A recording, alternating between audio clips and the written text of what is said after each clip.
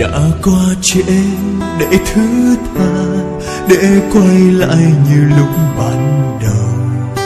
Từ khi em bỏ mặt anh trong đêm trời mưa rông, là anh biết đã mất em. Đã qua trễ, nước mắt rơi cũng không làm chôn nỗi chân anh. Anh đã khóc vì em, khóc thật nhiều, nước mắt hòa tan giọt mưa.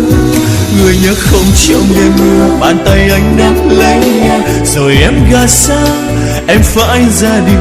Để hôm nay quay lại đây, giọt nước mắt trên khóe mi. Lòng anh đau lắm em hiểu không? Giờ này thì đã qua trễ để yêu mình em, giờ này thì đã